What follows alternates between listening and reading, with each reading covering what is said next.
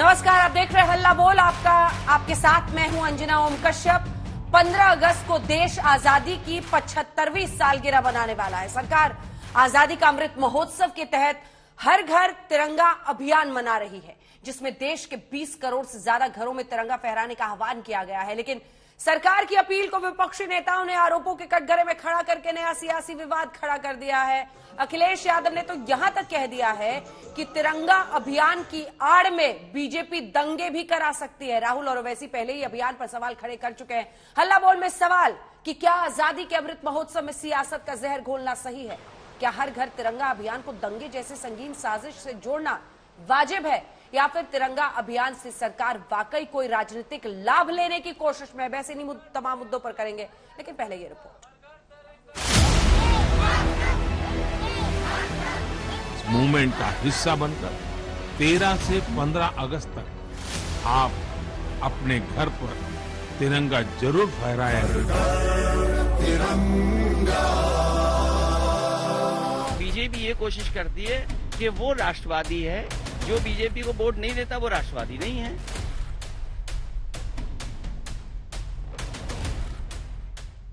आजादी की 75वीं सालगिरह पर देश में अमृत महोत्सव का महापर्व मनाया जा रहा है। हर देशवासी को अपने हिंदुस्तानी होने पर गर्व महसूस हो रहा है। 15 अगस्त को बेहद खास बनाने के लिए हर घर तिरंगा अभियान का भी शोर है, पूरा जोर है। सरकार का आह्वान है, भारत के 20 करोड़ से ज्यादा घरों में तिरंगा फहराना है।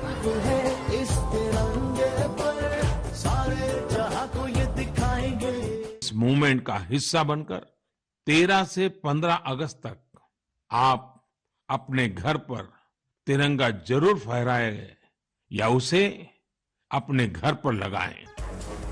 पीएम मोदी ने भी देशवासियों से हर घर तिरंगा अभियान में शामिल होने की अपील की है, लेकिन सरकार की कोशिश और पीएम की अपील में विपक्ष को खोट दिखने लगा है। अखिलेश यादव ने तिरंगा अभियान पर गंभीर सवाल खड़ा किया है, इतना गंभीर कि इसे दंगा कराने की साजिश से जोड़ दिया गया है।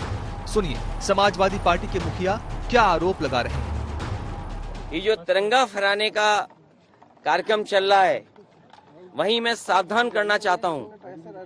ये भारतीय जनता पार्टी तिरंगा के साथ दंगा भी फैला सकती है।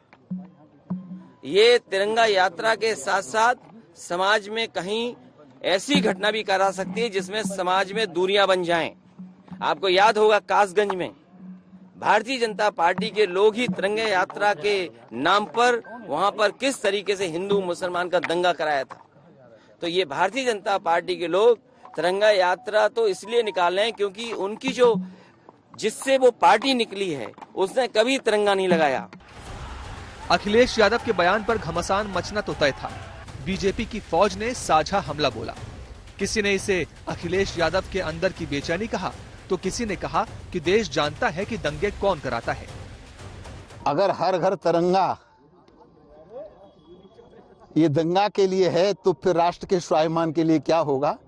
दंगा तो सपा कराती रही, और जब अखिलेश की सरकार थी तो उनका कैबिनेट मंत्री मुजफ्फरनगर में दंगों के लिए कह रहे थे होने दो और चलने दो, थोड़ा और होने दो। तो हिंदुस्तान की प्रदेश की जनता जानती है कि दंगा कौन कराता है। देखिए, श्री अखिलेश यादव जी को केवल अपना कार्यकाल याद आता है, तब उन्हें दंगा याद आता है। भारतीय जनता पार्टी की सरकार में कोई दंगा करके देखे?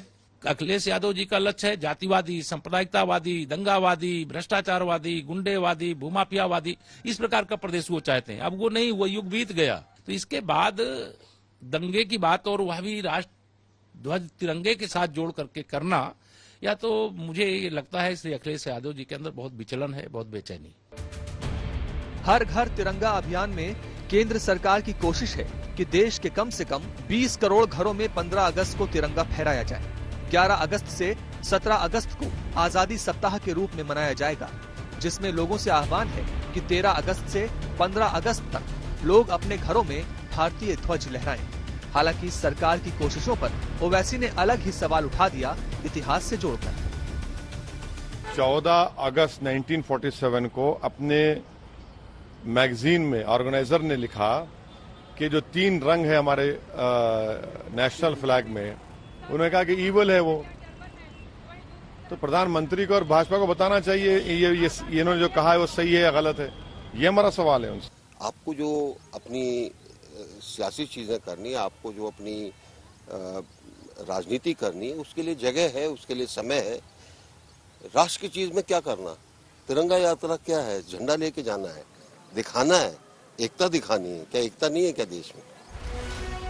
सवाल है कि क्या हर घर तिरंगा अभियान को सरकार अपने किसी एजेंडा के तहत कर रही है या फिर विपक्ष बेवजह इसमें खामियां खोजकर इसे डीरेल करने की कोशिश में लगा हुआ है। आज तक ब्यूरो। चर्चा की शुरुआत करते हैं। शहजाद पूनावाला हमारे साथ राष्ट्रीय प्रवक्ता भारतीय जनता पार्टी के यहाँ स्टूडियो में मौजूद हैं।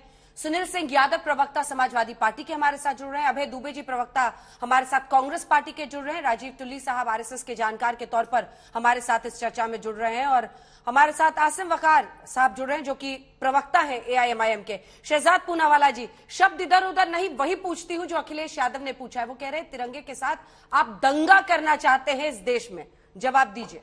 देखिए, जिनके मन में बसा हो दंगा, वो कैसे करेंगे सम्मान ऑफ तिरंगा? ये तो पहले से पता है, जिनके शासनकाल में 1000 दंगे हुए हो। और माफ कीजिएगा, देखिए संविधान, संसद, राष्ट्रपति, तिरंगा, इन सब का अपमान कुछ लोगों की पहचान बन चुकी है। ये वही अखिलेश यादव है, मुझे याद है उन्होंने बीजेपी की वैक्सीन बताया था, कोरोना वैक्सीन को। इन्होंने यूपी एटीएस पर सवाल खड़े कर दिए थे, अलकायदा के लोग गिरफ्तार हुए। तो मुझे लगता है जिनकी फिलॉसफी है हर घर अफजल निकले या हर घर अब्बासी निकले, वो हर घर तिरंगा को सहन नहीं कर सकते। परंतु मैं आपको एक चीज दिखाना चाहता हूँ, सुनाना चाहता हूँ, आप ही के चैनल का। हाँ, तो पूरा विश्वसनीयता के साथ है। हाँ। शफीकुर रहमान बर्क, मौसमी सिंह के साथ, सुनिएगा। हाँ। का झंडा तो मुल्क वाले लगाते, आप मुल्क वाले नहीं है। मुल्क वाले हैं लेकिन अपोजिशन के हैं। तो अपोजिशन वाले मुल्क वाले नहीं होते, भारत तो उनका भी है।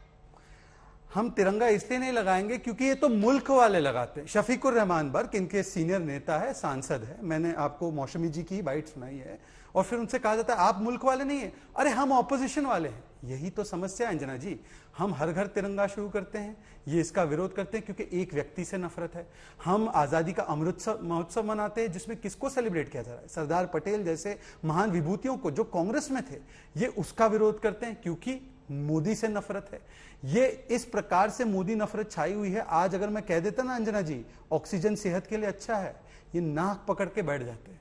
ये नाक पकड़ के बैठ जाते और बोलते कि ऑक्सीजन का बहिष्कार कर रहे हैं। अब मुझे सिर्फ इतना बता दे पूरे डिबेट में हाथ जोड़कर, शफीकुर रहमान बर्क का बयान अगर ये मान्य है तो ठीक है, अगर मान्य नहीं है तो माननीय सांसद साहब के ऊपर क्या वक्तव्य और कमेंट और कंप्लेंट करेंगे या कार्रवाई करेंगे, जरा बता। सुनील सिंह यादव जी जवाब दीजिए और ये भी बताइए कि जिस तिरंगे पर हर भारतीय को गर्व है, उसके नाम पर क्यों जहर घोल रहे हैं आप?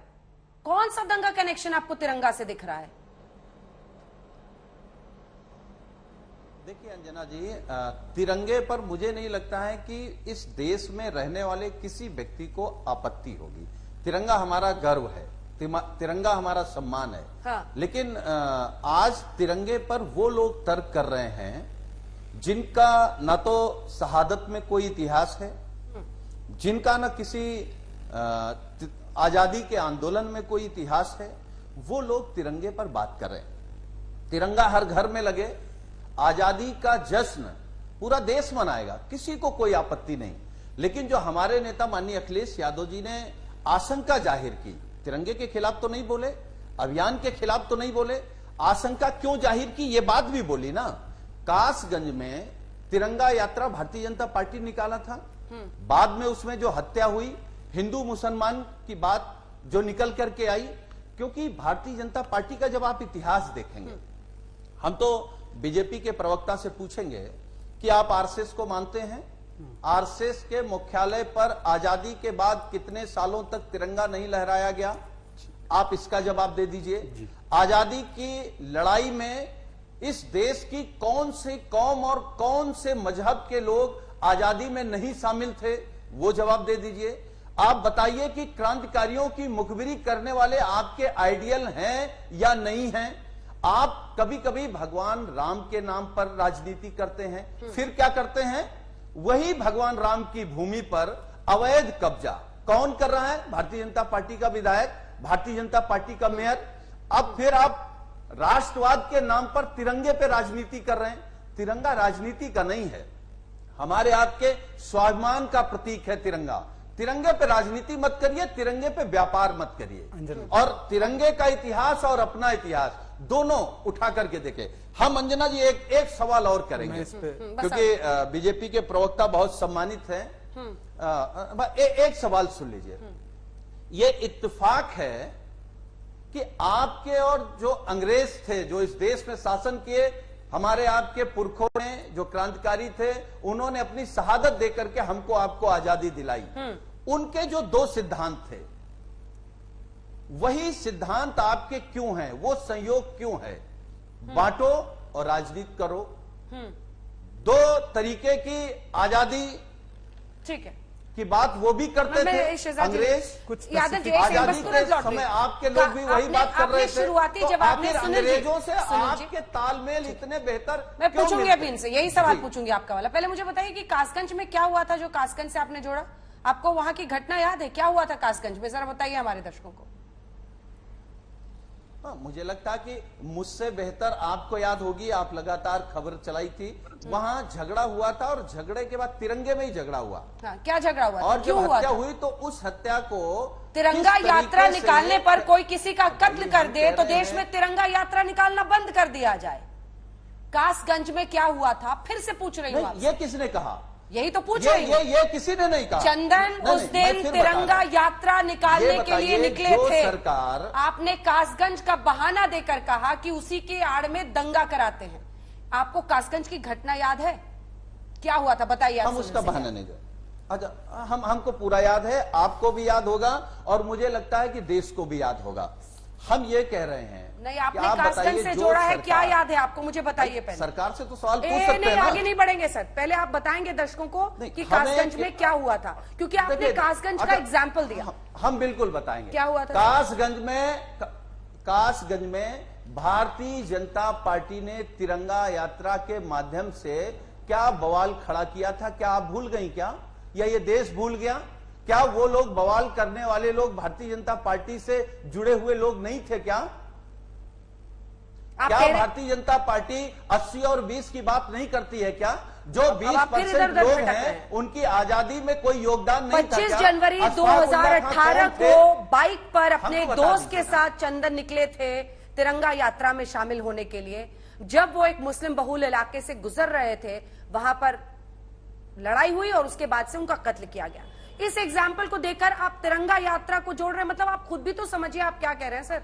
आप खुद भी तो सोचिए कि क्या कहने की कोशिश कर रहे हैं आप। जिस तिरंगे को सलामी देनी चाहिए, देखिए अंजना जी, आप उसके आड़ में दंगे की बात कर रहे हैं। नहीं कर रहे हैं। देखिए, तिरंगे को सलामी तो सबको देना, हमने कहा तिरंगा हमारा गर्व है, गर्व का प्रतीक है।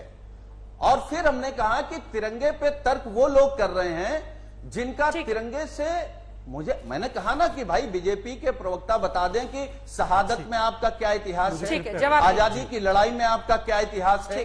अगर हम आपका सच बता देंगे तो आप फिर तिरंगे से भागेंगे। तिरंगे से कोई नहीं भाग सकता है। ठीक है, आप और देखिए, अंग्रेजों के खिलाफ जंग में आपका कोई योगदान नहीं है। आपको कोई हक नहीं कि आप तिरंगे पर ज्ञान दें इन पार्टियों को। इनका कहना है कि हमारे पुरखों ने देश की आजादी के लिए लड़ा, आप अंग्रेजों जैसा काम कर रहे हैं। मैं अंजना जी, आपका क्योंकि चैनल और आपका शो खासकर हजारों लाखों करोड़ों लोग देखते हैं, तो आपके मंच का इस्तेमाल करते हुए आज मैं एक फैक्ट चेक करवाना चाहता हूं और मुझे उम्मीद है कि कोई इंटरप्ट नहीं करेगा।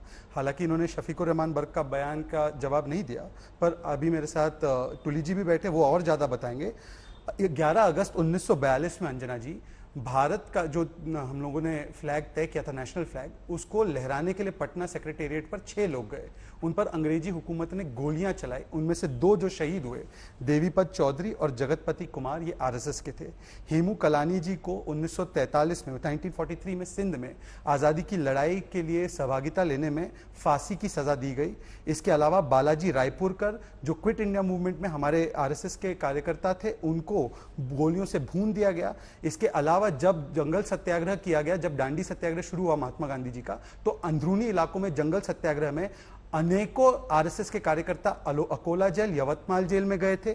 चिमू अष्टी सत्याग्रह तब किया गया जब 1942 में क्विट इंडिया मूवमेंट किया गया था, और उस समय पर दादा नायक, बाबूराव बेगाड़े, अन्ना जी, बाकी सारे लोग उसमें शामिल हुए। हजारों लोग जेल में गए और बालाजी रायपुरकर ने अपनी जान खोई। इसके अलावा मैं आपको बता दूं, 1925 आरएसएस के गठन से पहले हेगड़ेवार जी जो थे, उन्होंने जो उनकी गतिविधियां थी 2021 में, उसकी वजह से सेडिशन केस उन पर लगा, और तब जब उनको रिलीज किया गया तो उनके लिए भव्य जो एक आयोजन किया गया रैली का, उसमें खुद स्वयं मोतीलाल नेहरू जी थे उनका स्वागत सत्कार के लिए। और अगर आरएसएस देश विरोधी संस्था है तो आदरणीय अंजना जी, मैं आपको कुछ नाम बताना चाहता हूं, बता दीजिएगा कि ये देश विरोधी है, देशद्रोही है। प्रणब मुखर्जी 2018 में गए, महात्मा गांधी जी 34 में गए, जेपी नारायण जी 3 नवंबर 1977 में जाकर उन्होंने कहा कि यह रेवोल्यूशनरी तंजीम है और यह समाज को बदलने वाली तंजीम है, यह राष्ट्रीय तंजीम है। आंबेडकर जी ने 1939 में आरएसएस की प्रशंसा की पुणे में। उसके अलावा प्रेसिडेंट वीवी गिरी गए। एक 10 सेकंड और दे दीजिए अंजना जी, मैं केवल इतना कहना चाह रहा हूं, मैंने आपको 3 नाम गिनाए हैं,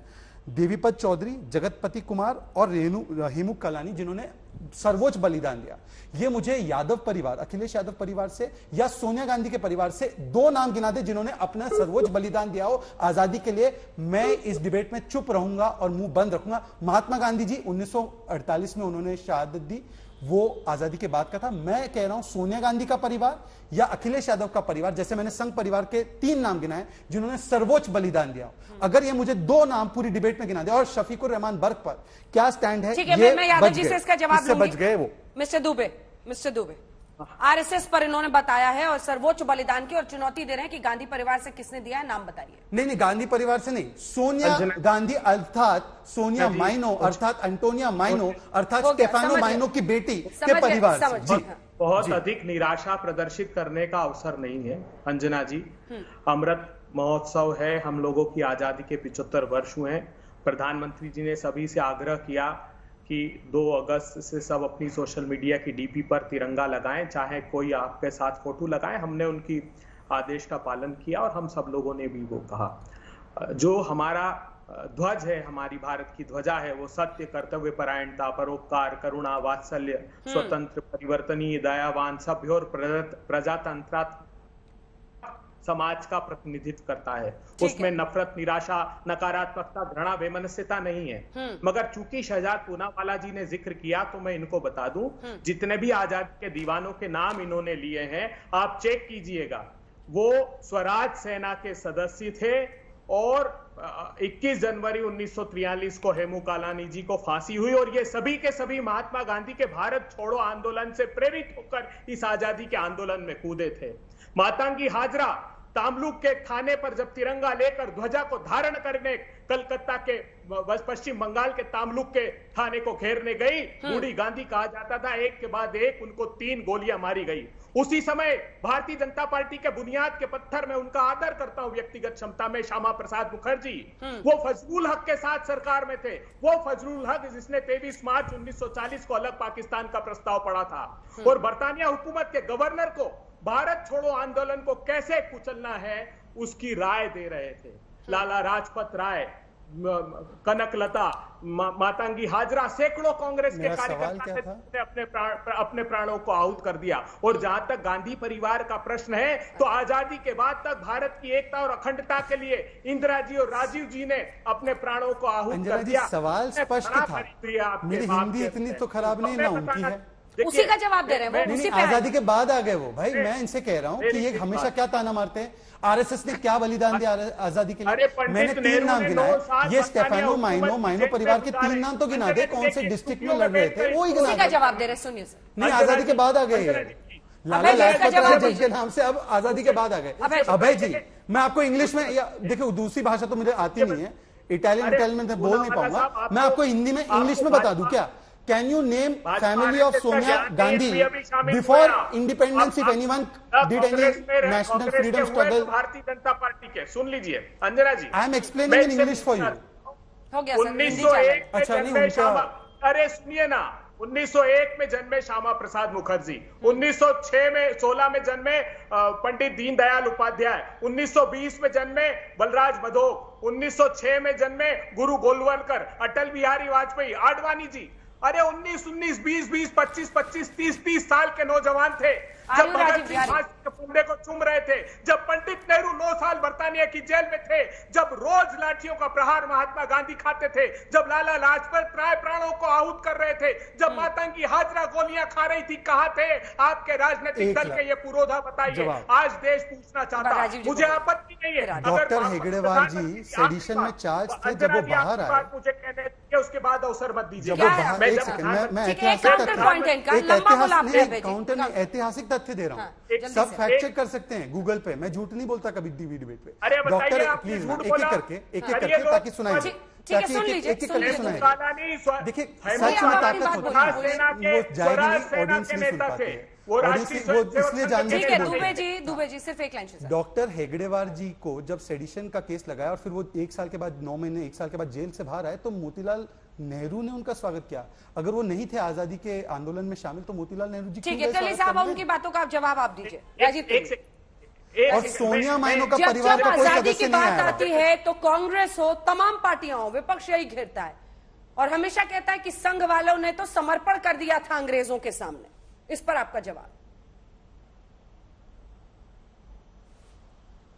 जी धन्यवाद अंजना जी। बहुत सारे आरोप कांग्रेस पिछले 70-75 वर्ष में संघ पे इस प्रकार के लगाती रही है और ये आगे भी लगाते रहेंगे, इनका ये काम ही है। परंतु जो ऐतिहासिक तथ्य है, 1947 में तिरंगे, भारत मां का विभाजन स्वीकार करके तिरंगे का अपमान किसने किया था? 1948 में स्वतंत्र भारत में तिरंगे के सम्मान के लिए पहला बलिदान जो हुआ वो श्यामा प्रसाद मुखर्जी का हुआ। वो किस विचारधारा से आते थे? 2 राजीव साहब एक सेकंड आपको टोक रही हूं, इसी शो से जुड़ी हुई खबर है। तिरंगा अभियान को लेकर प्रधानमंत्री पर अब अधीर रंजन चौधरी का ये प्रहार है। आपकी बातों पर आरएसएस ध्यान नहीं देती है, ये अधीर रंजन कह रहे हैं। आरएसएस ने 52 सालों तक तिरंगा नहीं फहराया है और आरएसएस वाले अब भी तिरंगा नहीं फहरा रहे हैं। आपकी बातों पर आरएसएस ध्यान नहीं देती है। अब राजीव साहब, अब इसका सीधा जवाब दीजिएगा। इतिहास के तमाम पन्नों को तो पलट रहे हैं, लेकिन मौजूदा पर तो आ जाएं। जी, जी बिल्कुल सीधा। उनका कहना है संघ अब भी तिरंगे को लेकर उतना उत्साहित नहीं है। इतिहास और मौजूदा, इतिहास और मौजूदा दोनों पे बताता हूं मैं आपको। आपको दोनों पे बता रहा हूं। 2019 तक जम्मू कश्मीर में तिरंगे के बराबर वहां की रियासत का झंडा फहरता था कांग्रेस के कारण से। अब ये हुआ एक विषय। अब दूसरा, जब ये स्वतंत्रता की बातें करते हैं, स्वतंत्रता आंदोलन की बात करते हैं, तो गोवा, दमन और दीव, इसका इतिहास उठा करके देखिए। पंडित नेहरू ने दमन और दीव को भारत में सम्मिलित करने से इनकार कर दिया था। संघ के स्वयंसेवकों ने वहां की कमिश्नरी पे तिरंगा झंडा फहराया था और 10 दिन तक लगभग वहां का जो प्रशासन है वो संघ के स्वयंसेवकों ने चलाया था। 1962 की चीन की लड़ाई है, जब ये हिंदी चीनी भाई भाई का नारा लगा रहे थे, तो संघ के स्वयंसेवक बॉर्डर पर खड़े होकर भारतीय सेना के साथ कंधे से कंधा मिलाकर के चीन को मुंह तोड़ जवाब दे रहे थे। 1963 की गणतंत्र दिवस की परेड में पंडित नेहरू ने बुलाया था। तो या पंडित नेहरू का ज्ञान कम था या आज की कांग्रेस का ज्ञान कम है। उसके बाद भी अगर आप लगातार देखते रहेंगे, बीच में एक बात मैं छोड़ गया।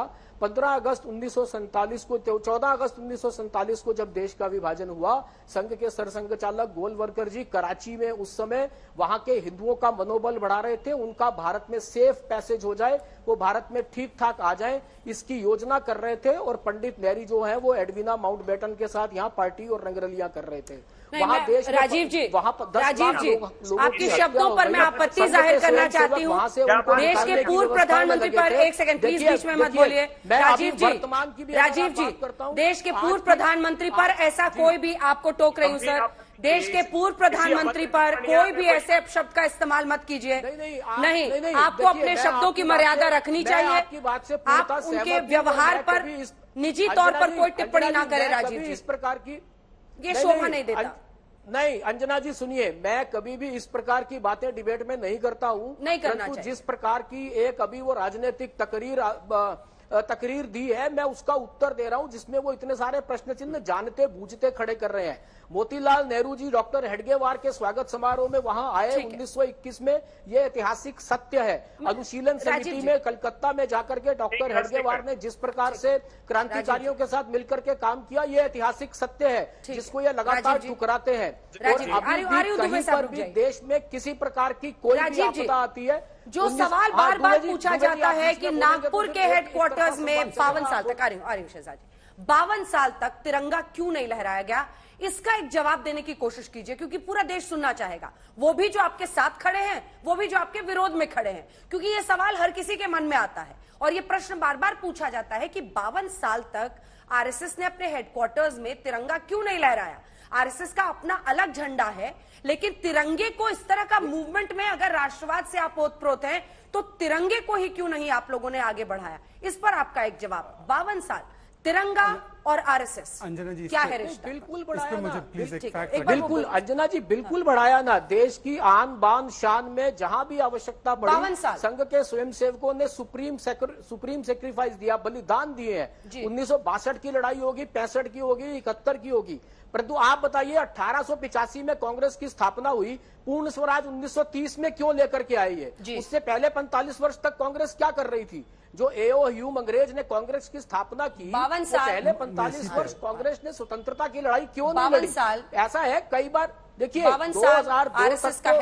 2002 तक तो जो फ्लैग कोड था, वो फ्लैग कोड इतना सख्त था कि आप नवीन जिंदल ने अपनी व्यक्तिगत बिल्डिंग पे तिरंगा फहराया तो वहां के स्थानीय एसडीएम ने केस दायर करवा दिया उनके ऊपर। और कांग्रेस जितनी इन सब मामलों में विंडिक्टिव है, मैं आपको एक छोटा सा एक उदाहरण देता हूं। 1963 की परेड में संघ के स्वयंसेवकों ने भाग लिया। ये पूरी परेड की जो परेड का जो वीडियो है वो दूरदर्शन के आर्काइव से गायब कर दिया इन्होंने जब तक ये सत्ता में रहे। तो इतनी विंडिक्टिव कांग्रेस है, कोई छोटी मोटी ऊंच नीच की घटना हो जाती उन सब वर्षों में, जिन सब वर्षों की आप चर्चा कर रहे हैं, तो ये बिना बात के इतना बवाल किए रहते हैं, तो उस पे कितना करते। मेरा कांग्रेस से एक सवाल ये है कि धारा 370 जो टेम्परेरी थी, 10 साल के लिए, 15 साल के लिए थी, 20 साल के लिए थी, उसको इन्होंने हटाने का प्रयास क्यों नहीं किया? जम्मू कश्मीर में एक संविधान, एक निशान, एक विधान के लिए इन्होंने प्रयास क्यों नहीं किया?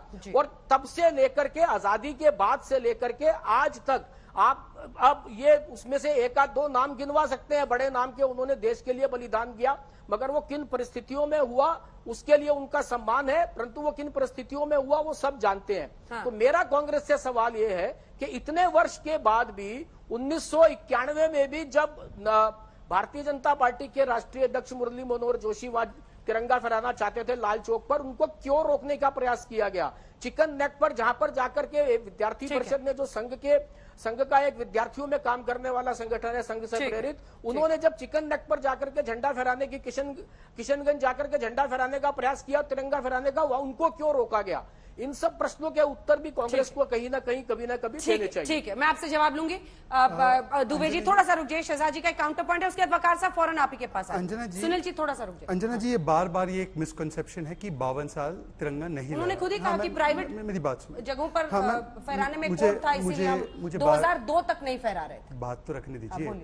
अटल बिहारी वाजपेयी जी की 2002 की कैबिनेट ने पहली बार पीडी शेनॉय कमेटी के रिकमेंडेशन को जब एक्सेप्ट किया, उसके बाद वाली 26 जनवरी 2002 और नवीन जिंदल के केस के बाद, चाहे अंजना जी अपने घर पर, शहजाद पूनावाला अपने घर पर, या कोई व्यक्ति अपनी प्राइवेट इंस्टीट्यूशन पर, इंडिया टुडे अपनी इंस्टीट्यूशन पर, तभी उनको ये अधिकार मिला। सवाल ये पूछा जाना चाहिए 52 वर्ष तक दुबे जी की पार्टी ने ये अधिकार दिया कि नहीं? और दूसरा सवाल, चलिए बाकी सब तो छोड़ दीजिए, 2011 में स्वर्गीय अरुण जेटली जी, स्वर्गीय सुषमा स्वराज जी, अनुराग ठाकुर जी जो उस समय मोर्चा के अध्यक्ष थे, वो जम्मू कश्मीर गए थे एकता तिरंगा यात्रा लेकर, वहां पर उनको अरेस्ट करा दिया। अगर तिरंगा नहीं फहराना, 52 वर्ष आरोप लगाते हैं, जो कि मैंने उसका अधिकार नहीं था ये बताया है, इनसे पूछे इन्होंने अरेस्ट क्यों करवाया जब ये जम्मू कश्मीर में लाल चौक पर तिरंगा लहराने गए? और स्टेफानो माइनो का कहां थे वो? स्टेफानो माइनो मैंने अपने परिवार का बताया, मैंने संघ परिवार का बताया, अब स्टेफानो माइनो और सोनिया गांधी जो इनकी अध्यक्षा उनके परिवार का बताया। नवीन जिंदल का केस वो कोर्ट कर रहे हैं, जिसमें के बाद ये तय हुआ कि लोग प्राइवेट जगहों पर भी तिरंगा लहरा सकते हैं। क्यों इतने दशकों तक आपने ये आजादी देश में नहीं दी? अंजना जी, इन्हीं की सरकार थी 2002 में जब नागपुर का जिक्र कर रहे हैं, और फ्लैग कोड ऑफ इंडिया एक कानून कायदा था, उसके तहत फहराने की अनुमति थी। 26 जनवरी 15 अगस्त में भी व्यापक रूप से झंडा फहराया जा सकता था। कुछ तथ्यात्मक बातों पर मैं जवाब देना चाहता हूं। बार बार हेगड़ेवार जी का जिक्र इन्होंने किया, तो उस समय हेगड़ेवार जी कांग्रेस, एक सेकंड में सबको करेक्ट कर दूं सर, उनका नाम हेगड़ेवार नहीं था, हेडगेवार है।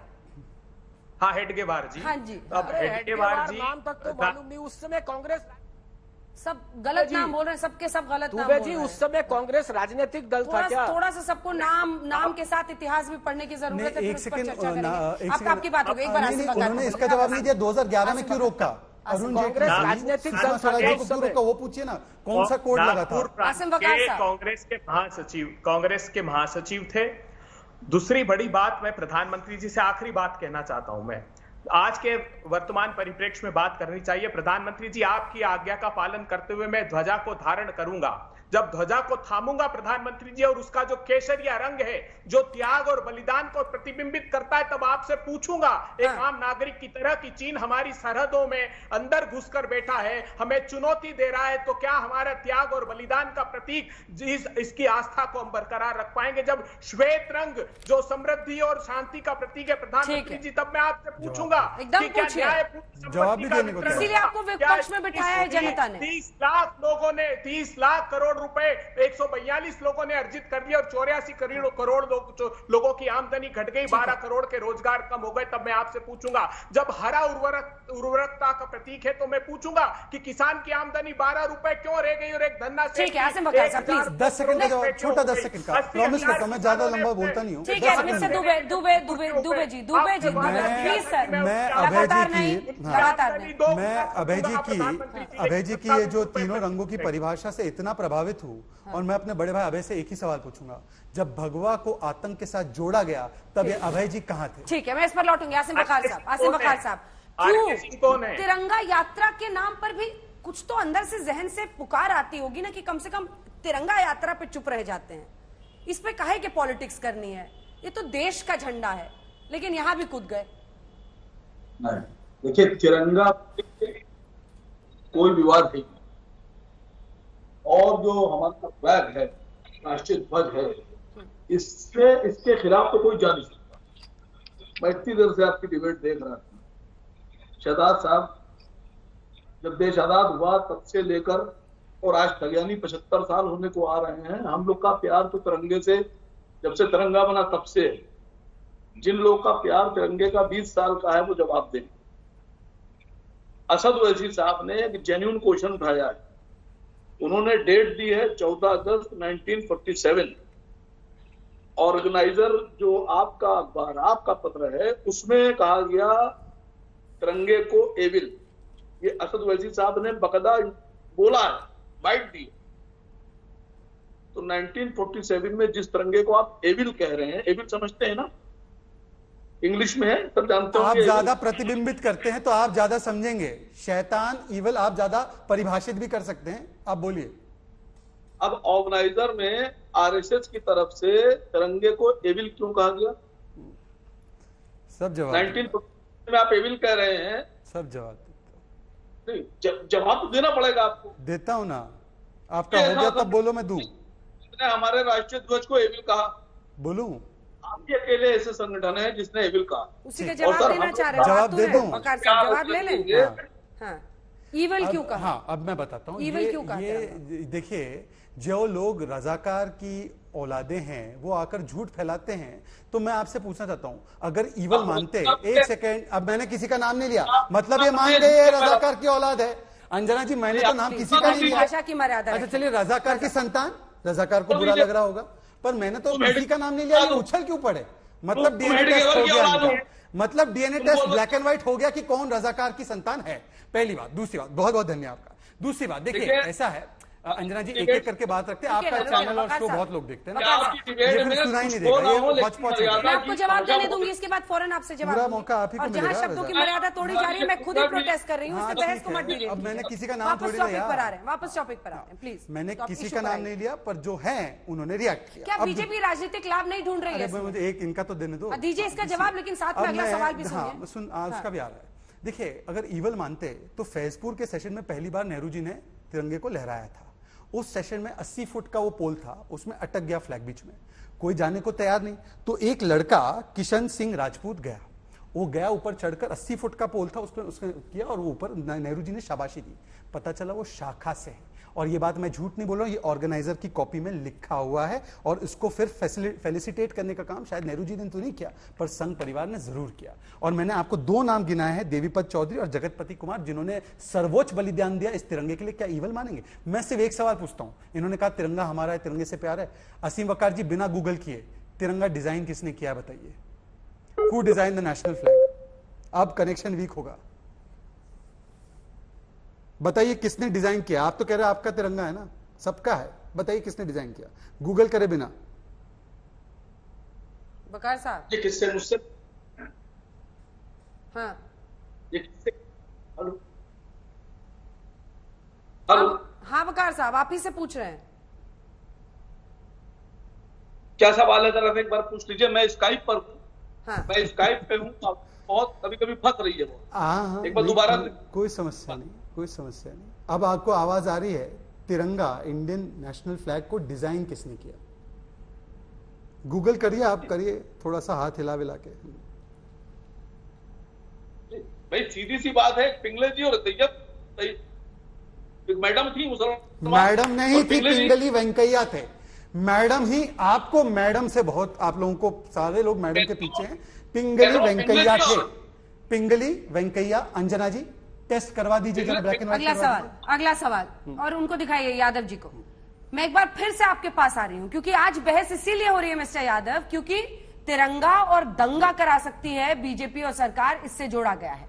आपने कासगंज का उदाहरण दिया कि कासगंज में हुआ था, क्या हुआ था मैं 3 लाइन में आपको बता रही हूं, इससे आपको नई दलील खोजनी पड़ेगी। चंदन की बहन कीर्ति आज भी इस घटना का जिक्र करते हुए बताती है कि भाई चंदन 25 जनवरी 2018 को एक दोस्त की बाइक लेकर घर आया था, उसमें झंडा वगैरह लगाया था। अगले दिन सुबह 26 जनवरी 2018 जल्दी उठकर घर से चला गया था। प्रभु पार्क में झंडारोहण हुआ, उसके बाद बाइक से तिरंगा यात्रा के लिए निकले, जिसके बाद चंदन वापस घर नहीं लौटा। इसमें तिरंगा यात्रा का क्या दोष है? इसमें तिरंगा यात्रा का क्या दोष है? तिरंगा से दंगा हो गया। देखिए नई दलील खोजिए आप। अंजना जी, हमने ये नहीं कहा कि तिरंगे से नहीं नई दलील खोजने की कोई जरूरत नहीं। जो हमारे मुद्दे हैं, जो हमारी बात है, हम उसी पे टिके रहेंगे।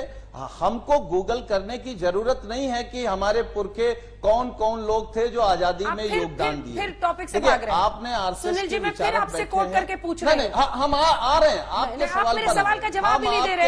मैंने पूछा कि तिरंगा यात्रा को, आवाज ऑडियो नीचे कीजिए। हम देंगे। नहीं सर, आपको मेरा सवाल सुनना होगा। तिरंगा यात्रा को दंगा से क्यों जोड़ा? आपने कहा कासगंज में किया था, जवाब देंगे। मैंने कासगंज का पूरा नैरेटिव जो कुछ हुआ था आपको बाशब्द उनकी बहन की जुबानी सुना दिया। अब आप बताइए कि आपने दंगे से क्यों जोड़ा तिरंगा यात्रा?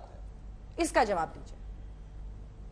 देखिए, समाजवादी पार्टी के राष्ट्रीय अध्यक्ष जी ने इसलिए इस बात को कहा। आप सोचिए ना कि जो बीजेपी है, जो आरएसएस है, उसका काम क्या है? आपने अभी आरएसएस वालों से पूछा कि 52 साल आपने झंडा क्यों नहीं फहराया? कोई जवाब नहीं है।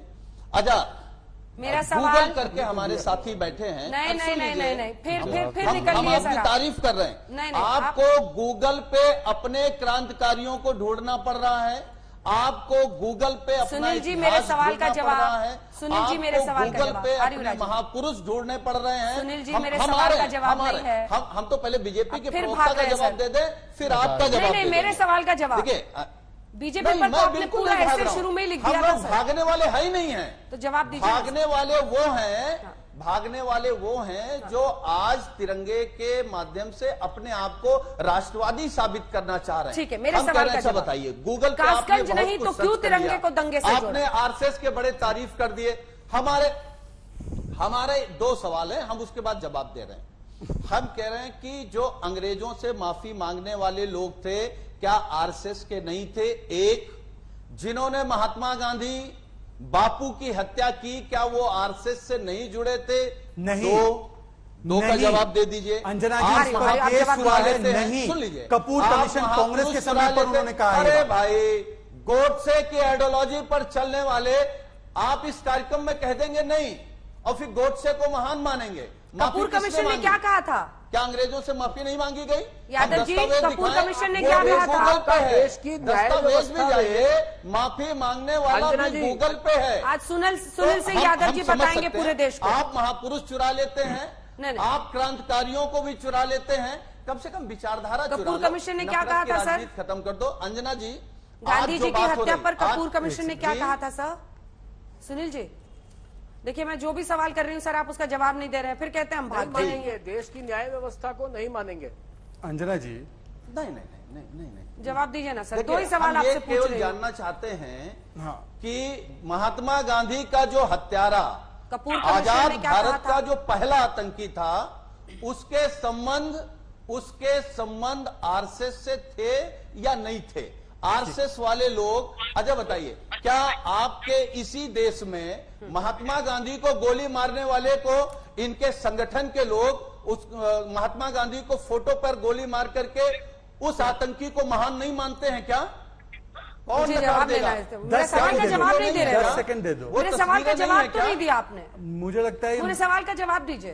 कासगंज नहीं तो फिर तिरंगे को दंगे से हम इनके भी सवाल का जवाब दे रहे हैं। इन्होंने कहा तिरंगे को दंगे से क्यों जोड़ा, कासगंज का इंसिडेंट बता दिया, और कपूर कमीशन ने क्या कहा था? दो सवाल।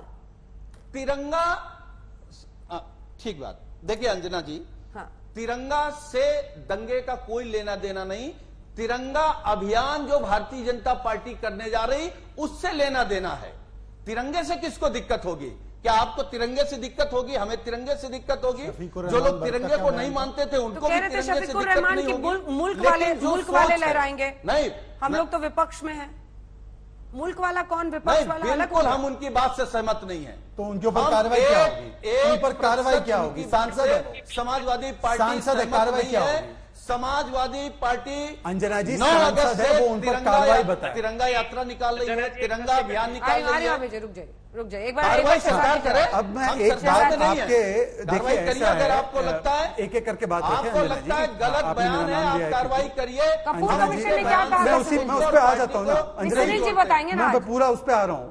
कपूर कमीशन ने क्या अंजना कहा? जी बहुत महत्वपूर्ण है ये महात्मा विषय। गांधी की हत्या पर सुनील जी मैं बताने को तैयार हूँ। क्या बताइए? मैं ये कह रहा हूँ, कपूर कमीशन ने क्या? अंजना जी आप भी बता दीजिए। बीजेपी आरएसएस नहीं बताना चाहती।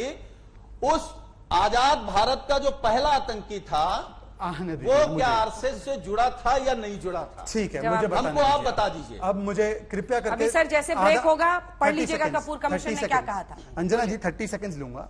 गोडसे का सबसे बड़ा परम भक्त, आप बता दीजिए कृपया करके देखिए, व्यवधान भारत का मैं रिक्वेस्ट करूंगा, ये ऐतिहासिक तथ्य करेक्ट करना बहुत जरूरी है आपके शो के माध्यम से। सुनील जी जवाब सर। गोडसे का जो सबसे बड़ा परम भक्त है बाबूलाल चौरसिया, आज के तारीख में मध्य प्रदेश की कांग्रेस इकाई का सदस्य है, जिसने मंदिर बनाया था गोडसे के लिए। अगर मैं झूठ बोल रहा हूं तो बता दीजिए। अभी आप गूगल करिए स्टेफानो माइनो के बारे में भी और बाबूलाल चौरसिया के बारे में। और जहां तक आरएसएस का सवाल है, आरएसएस के बारे में कपूर कमीशन ने क्या कहा था वो तो छोड़ दीजिए, पर आरएसएस के बारे में प्रणब मुखर्जी 2018 में गए और उन्होंने सलामी की। जेपी नारायणन, उनका बयान 1977 का पढ़कर सुना रहा हूं। RSS is a revolutionary organisation, no one can come close to it. Gandhi ji के हत्यारे को जेपी नारायण इस प्रकार से सम्मानित करते क्या? उसके अलावा बाबा साहेब आंबेडकर, प्रेसिडेंट वीवी गिरी, इंदिरा गांधी जी खुद स्वयं, नेहरू जी ने 62 के युद्ध में जो योगदान रहा उसके बाद उनको रिपब्लिक डे परेड में बुलाया, और उसके अलावा लाल बहादुर शास्त्री ने उनको सलामी दी। क्या अगर इतनी आतंकवादी और देशद्रोही तंजीम होती है आरएसएस,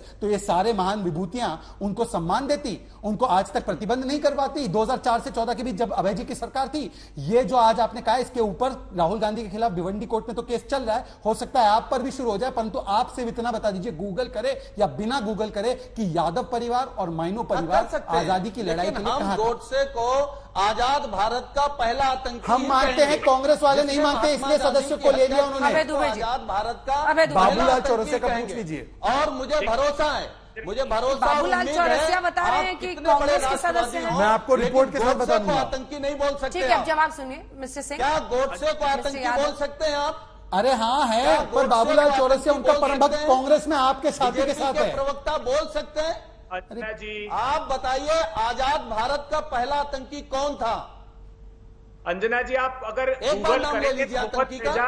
एजाज पूनावाला बहुत गूगल करा रहे हैं, तो पूरे हिस्ट्री में आज तक जितने अपशब्दों का प्रयोग शहजाद पूनावाला ने प्रधानमंत्री जी के लिए किया अरे है, भाई उस पे आधे घंटे और डिबेट कर लो। चलो अब सुनिए दूसरी बड़ी बात, इन्होंने दो तथ्य जो मैं आपके सामने, एचवी शेषाद्री जो राष्ट्रीय स्वयंसेवक संघ के पूर्व बाबूलाल चौरसिया गोडसे का परम भक्त है कि नहीं कांग्रेस में? प्लीज मैडम जवाब लीजिए इसका। बंटवारे के लिए अगर कोई जिम्मेदार थे वो सरदार पटेल, 100 रुपए की पुस्तक है, आज भी मिलती है। सरदार पटेल ने श्यामा प्रसाद मुखर्जी को लिखा कि जिस महान दिग्विजय नाथ को और देशमुख को छोड़ने की बात करते हो वो मुझे और पंडित जवाहरलाल नेहरू को चौराहे चौराहे पर फांसी पर टांगना चाहता है। इन्होंने कहा जहां शहीद हुए मुखर्जी, तो इनको बता दूं मैं कि 26 अक्टूबर 1947 जब जम्मू कश्मीर का एक्सेशन हुआ, 15-16 मई 1949 जब श्यामा प्रसाद मुखर्जी के घर आर्टिकल 370 फाइनलाइज हुआ, 5 मार्च 1948 जब राजा हरि सिंह ने कहा 2 निशान 2 विधान रहेंगे, 1950 जब आर्टिकल 370 आया, श्यामा प्रसाद मुखर्जी क्या गोडसे का भक्त बाबूलाल चौरसिया कांग्रेस पार्टी की मध्य प्रदेश इकाई में, ये भी मध्य प्रदेश से आते हैं, हाँ या ना? अंजना जी कृपया एक सवाल लीजिए मेरा। मध्य प्रदेश से ही है दुबे जी, आपको पता है क्या ये? क्योंकि विश्वसनीय जगह पर खबर छपी हुई है, इसीलिए मैं भी पूछ रही हूँ आपसे। ये चौरसिया साहब है क्या कांग्रेस में? आपको तो आइडिया होगा सर, आप मध्य प्रदेश कांग्रेस ही देखते हैं। बिल्कुल नहीं, भारतीय जनता पार्टी से संबद्ध लोगों ने ही अपना पल्ला झाड़ा है। जब भी वहां मध्य प्रदेश और इनकी सरकार थी, करते ना अंदर, क्यों नहीं किया? अरे भाई पार्टी उसने आपकी ज्वाइन की है। अब बोर्ड से भक्त होने में कोई केस, आपराधिक मुकदमा दर्ज करके कोई कार्रवाई हो सकती है क्या? बताइए ये किस प्रकार की बातें कर रहे हैं वो आपके पार्टी में। ये देख लीजिए, तमाम दर्शक अंजना जी के गूगल करके देख ले बाबूलाल चौरसिया मध्य प्रदेश कांग्रेस कौन है वो, जरा देख लीजिए। मैं झूठा तो मैं माफी मांगने को तैयार, वरना अभय जी माफी मांगे। कल के डिबेट में 6 बजे तो माफी मांगनी पड़ेगी। अंजना जी बुला लीजिए हम दोनों को 6 बजे। की भी हत्या की, बापू की हत्या में आप हत्यारे को आप हमेशा, आपने आज तक